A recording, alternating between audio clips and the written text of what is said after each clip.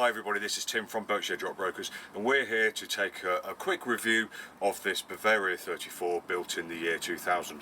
Now this is a virtual reality tour, so all you need to do is click and drag, or touch and drag, or swipe and drag your screen up, down, left or right, and you can look around wherever you like, whenever you like. You don't have to look where I'm looking. And we hope that this really great feature will allow you to feel what it's like to be on this boat without actually being here. Now what I would say is that some people feel sensitive to the movement of the camera, so if you feel that may be you, I'll let you know when I'm going to move the camera, and you can avert your eyes, and then I will let you know when the camera is safely down, and you can come back to me for the remainder of the tour. But let's hope that doesn't happen. So it's a beautiful day, and we're on this Bavaria 34, and how does it feel? Well, she's got a lovely wide open airy cockpit, as you can see. We've got great vision all round, we've got great vision forward through this amazing spray hood. She's feeling really like I could sit here and sail her for a long time. I'm feeling nice and cozy and snug inside the cockpit coamings here, and they go all the way to the back where they peter down for where the helm sits. And sitting here in the rain, etc., in the wind, I've got lots of shelter from a really nice size spray hood up here. So always worth investing in a decent size spray hood, because they do mean the difference between cold and hypothermia and being nice and comfortable and just relaxing and sailing your boat. So always something to think about. The seats, we've got room for 3 to sit each side, well, 2 in comfort, 3 to squeeze, I would say. We've got 2 lovely great big cockpit lockers there. This one is a bit shallower because it's straight over the port aft cabin, so the bottom of the cockpit there forms a headlining in the cabin below, so it's a little bit lower down below. And the starboard locker there is crammed full of goodies, and it's a lovely great big locker, so that's where you'll be throwing your fenders, all your bits and pieces down there. So really nice. We have got helm steering on this boat, and in front of him he's got the binnacle, which contains the radar repeater. We've got the usual smattering of instruments, quite comprehensive. We've got the autopilot, wind speed, wind direction, boat speed, all that kind of stuff, all straight in front of your face, and really nice and easy to see if the visibility is down or if it's dark, etc, etc. And around the cockpit I'm looking for things to feel secure on. We've got a nice bar to hold on to here, not much to hold on to above us, but the side of the spray hood feels nice, and or the stainless steel bar running through the spray hood feels like it's something that we could grab onto. And we've also got these really nice grab rails here, which we can use as we're going up and down too, so feeling rather nice. The back of the cockpit there is quite exposed. I'd probably there are guard wires there. They're down at the moment, but you're a little bit more exposed to the elements. We've got a nice helm seat which lifts up for the helm himself, so if we want to go swimming or come out of exit the boat through the stern, then we can take that away. And we've got a nice probably about 1.5 foot of swim platform there with a ladder as well, so we can get in and out of the water. But all in all, feels very nicely designed here. I feel very comfortable and safe here. Everything's where it should be. It's a very conventional layout by Bavaria, but it is really well tweaked, and feels like it could be a place where you could undertake some very long passages in relative comfort and safety too. So we really like her. So what I'll do now is I'll pick you up, and we'll go down below, and I'll place you in the middle of the compartment down here, so I don't have to move you around too much. So there you go, you're sitting in the middle of a saloon in a Bavaria 34 that was built in the year 2000, and what a lovely place to be. This particular boat I'm very proud of. She looks like she's been really well looked after. She's very clean, she has new upholstery, and she just looks like a very nice boat that I'm quite jealous of. But let's talk through her a little bit. So we come down the companionway, and let's talk about what she would feel like at sea in a bit of a blow. So we're giving a lot of movement here. Coming down, we've got the grab rails at the top. This is nice and wide. These are quite nice shallow stairs, which are great. And then when we get to the bottom, we've got these handholds here, so we can go from there to the big deep fiddles here. And then we've got the grab rails that run port and starboard, all the way aft, all the way forwards, along the whole length of the compartment, so there's always something to hold on to. So while we've got these really nice wide companionways, wider than would normally be on a boat of this size, and here too, we've actually got lots to hold on to. So if you need to get forwards in a blow, then I think we'd be okay with that. and I would feel quite safe traversing around this boat in some adverse weather. So what else have we got down here? We've got the nice striped deck here. Only 2 small access holes to the bilge. One takes us to the bilge pump suction, very important, so we can clear that out if it's blocked. The other one, which is just forwards of the saloon table, gives us access to some of the keel bolts so we can see what kind of condition they're in, that they're still there, etc. The camera's sitting on a really lovely sized saloon table. Now this does only have 2 leaves here which both lift up like that, give you a great big, nice, very solid saloon table. A lot more solid than other boats of this size and budget perhaps. 3 nice drawers underneath as well, so storage for your knives and forks, and then most people tend to use the rest for things like matches, batteries, spare shackles, etc., because it's quite easily accessed from the companionway. Really nice.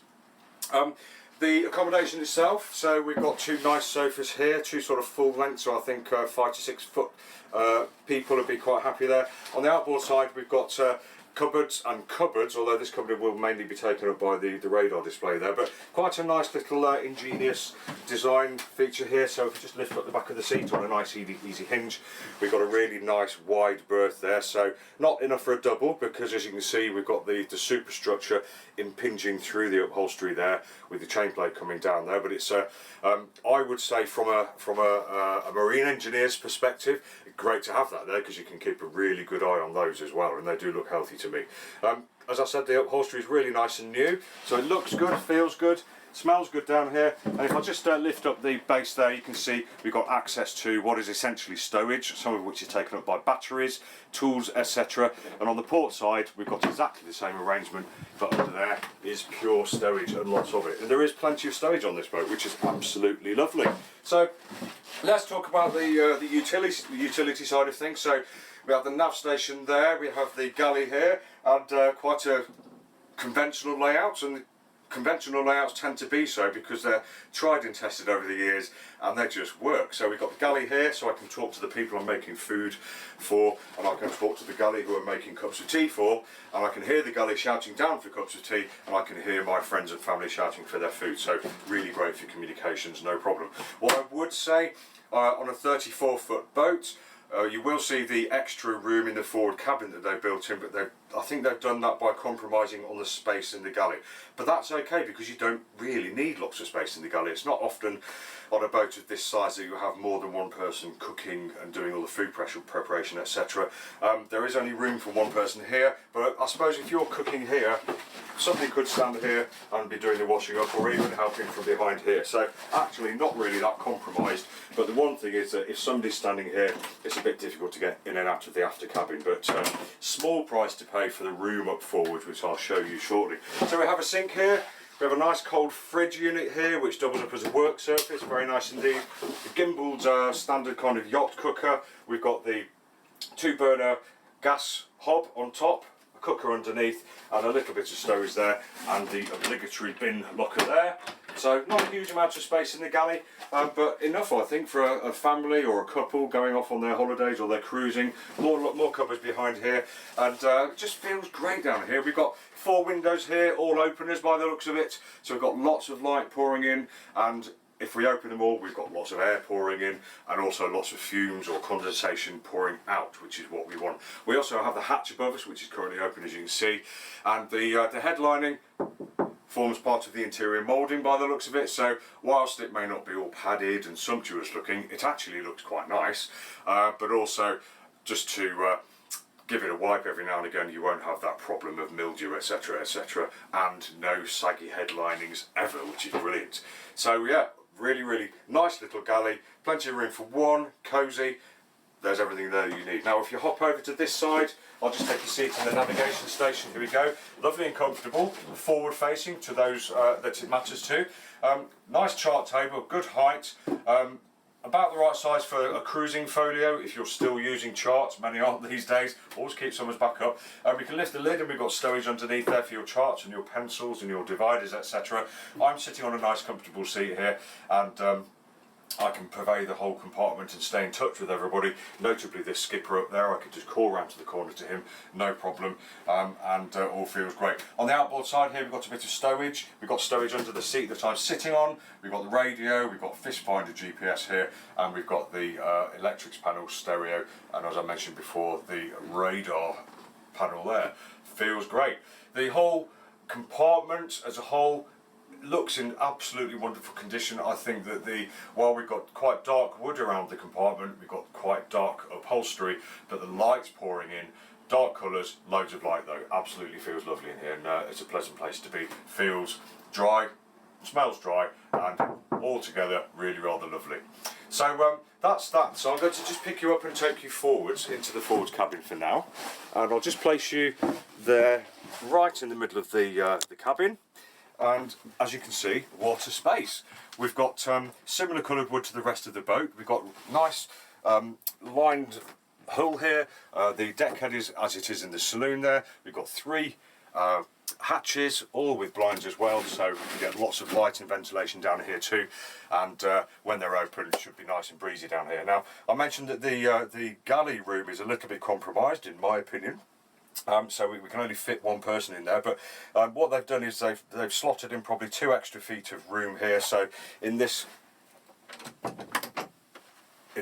cabin, which is surprisingly big for a 34, probably the biggest I've seen, we've got lots of room here to get changed and manoeuvre, you know, kick our foulies on and off, etc. And if there's 2 people in here at once, then we have a seat here and we have a seat there too, and we can sit opposite each other and get changed, etc. We have storage beneath us, and we have a hanging locker with shelves behind us, and underneath the berths here we've got really loads of stowage and also access to these senders for the echo sounder, the log, etc, etc. Lots of room under there, and you will notice the beds feel nice and low.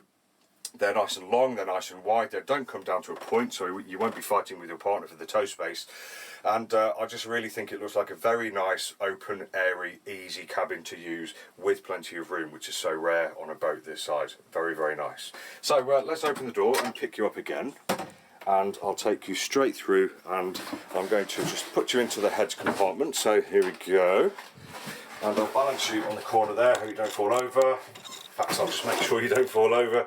There we go, so you're in the heads compartment of this boat now. Now as you can see, coming through here, bit of a squeeze, but so it's more of a sideways entry. But once you're in, lots of room, really nice size heads compartment. We've got the opening window for the obvious reasons. We've got a really nice big hanging locker there in the heads compartment, so your wet gear comes straight from the companionway into the heads and dries out when the central heating's on, which is really, really lovely. Manual head, we've got a nice shower attachment here as well, so everything you'd expect in a compartment of this sort, and all quite ergonomic too. I've noticed there's lots of round corners as well, nice and easy to clean, which are the little things that we like the yacht designers to build into their designs, so very nice, very nice. Okay, let's pick you up, and I'm going to take you athwartship straight across to the port aft cabin, or the only aft cabin. I'll place you there, there we go. Now again, this cabin is at the back of the boat. Obviously we're underneath the cockpit here, so here's the cockpit seating, etc. So the moulding of the cockpit floor, or the cockpit sole, is the headlining in this boat. As you can see, it does compromise the head height within this cabin, but that's okay. Generally you will only be coming here to get changed and sleep, so there's a bit of changing area here. If you wanted a bit more, you might go into the forward cabin if the occupants there would allow you, but there's certainly room here to sit down and tug your wellies on and all that kind of stuff, no problem at all. Now it does feel a little bit dark down the end there, but you're probably never going to be there, to be honest. That's where your feet will be if you're asleep in here. The headlining is quite low, but that's okay, because again, you're generally going to be sleeping in here. But you do have 2 decent sized opening windows down here as well, so lots of air coming in and out, and we've also got lots of light coming in too, so it doesn't feel too bad down here at all. I'll be quite happy. Nice shelf here, running all the length of the berth. We've got a nice cupboard here too as well for your bits and pieces, and not much stowage underneath the berth because there are things like tanks and calorifiers and things like that underneath there, but all out of the way, all easily accessible, but all hidden, and it all just looks nice in here, not least because we've got nice upholstery down here and it's all really clean too. Just while we're here, we do have access to the outboard side of the engine, so we've got a nice Volvo Penta MD 2020 nestling in there. Looks nice and clean too, so we have access to there too if you just want to have a quick look, or if you want to do some maintenance. And we also have a small hatch in the after bulkhead there too, or the after dwarf bulkhead there, to get to the back part of the engine, so good for the engineers. And yeah, let's pick you up now and take you back into the saloon, where I'll just sum up. So I'll place you back in the on the saloon table there, and I'll just sum up for this boat. So you've been for a tour, a review of this 34 foot Bavaria yacht made in 2000, and I hope you've enjoyed the tour. We've had a look around, we've looked at the decor, the relative merits of the layout, what works, where little compromises may have been placed in to allow for things like the larger fore cabin, etc, and just a general feeling in virtual reality as to what it's like to be on this boat. I've loved being on this boat with you. It's been my pleasure to give you a tour around, and do watch the channel for more tours of other boats, but generally speaking, this is what a 2000 Bavaria 34 looks like in the flesh. Don't we love it, everybody? Stay safe, see you again next time, take care.